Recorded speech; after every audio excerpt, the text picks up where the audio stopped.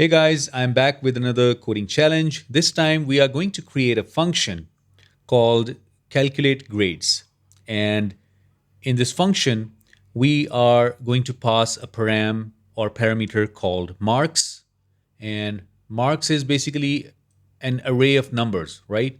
So what we want to do in this function is that we want to first add these numbers, create a sum of these numbers. Then we want to get an average of these numbers and then assign a specific grade to different number ranges. So how we are going to do that? First, we're going to sum these, and then since there are three numbers here, so we're going to divide that with three. So if we divide the sum with 3, we are going to get the average. So for example, here we have 80 plus 80, 160, then 160 plus 50 equals to 210. So if you divide 210 with 3, you will get an average of 70. So these are the test cases. So if the score is 0 to, if the average is 0 to 59, then we are going to return a grade of F. And then if the score is 60 to 69, then we are going to return a grade of D, and so on. And finally, if the score is 90 to 100, then we are going to return a grade of A. Okay, so let's try this function out. For example, if I write, let's say I write 90 over here. So let's say press F5, we get a grade of B. What if we had 90 over here and let's say 90 over here? Let's say press F5, then we have a grade of A. And similarly, let's say it's 80. This one is also 80 and this one is 50. Press F5 and the answer will be C because the average of this will be 70. So 70 lies in the grade C. Okay.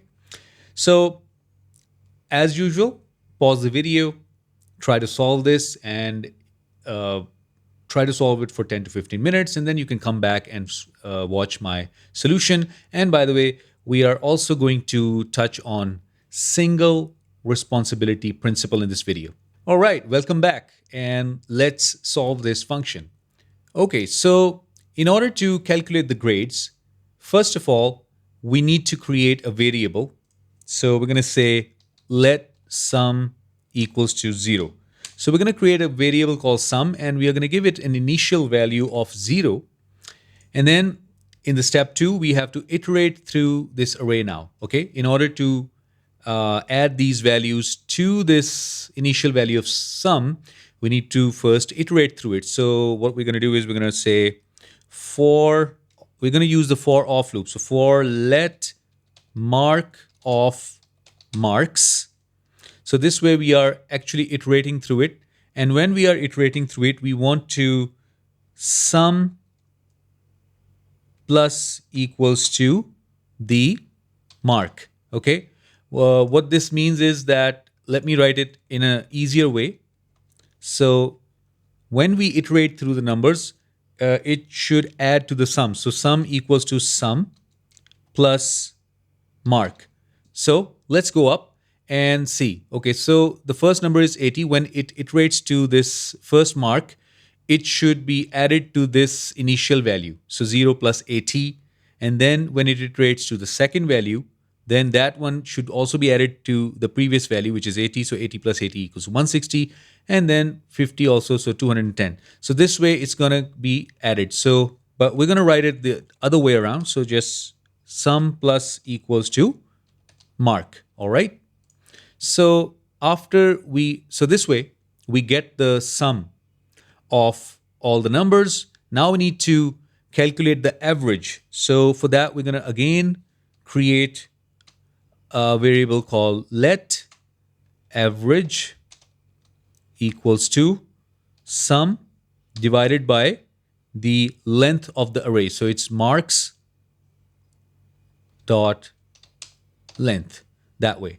So basically what we are doing is we are checking the length of the mark, which is 3 in this case, 1, 2, 3 numbers. So sum will be divided by 3 and we will get the average. Okay, so marks dot length.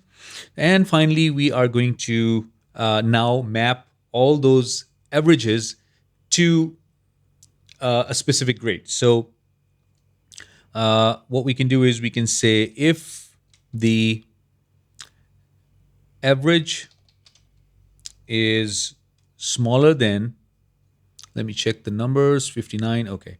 So if the average is smaller than 59, average marks are smaller than 59, then we are going to return F, right? And then if the average is smaller than 69, we are going to return, what are we going to return? D, okay. So we're going to return D. And then if average is smaller than, I think, 79, then we are gonna return, let me see, C, okay, C. And then let me just copy that actually a few times. So next is 89, okay. So we're gonna say 89 and return B over here. And finally, we don't have to write the if statement again, because if none of these if statements match, then we can just return, else we can just return A. Okay, so this way we have mapped all the averages to different conditions according to which we can get the grade. All right, so now is the time to check. All right, so for this, if we press F5 on the debug console, we will get grade C. And if we, let's say, change this to 90, for example, and then press F5, now we are getting a grade of B. So the function is working properly. Okay, so let's say we change this to, let's say we change this to 100, change this one to 100 as well, and then we say press F5, we're going to get a grade of A. Okay, so the function is working properly. Now let's discuss about the single responsibility principle. Okay, so single responsibility principle means that we can split the function into smaller functions so that every function has a single responsibility. To understand that, let's take an example of a restaurant. So in a restaurant, a chef has a single responsibility of cooking the food.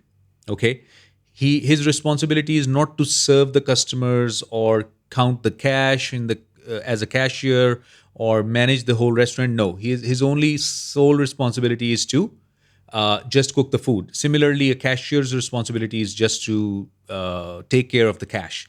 So similarly, what we want to do is we want to divide this. Let me just make it smaller so that we can easily see everything. Okay, okay.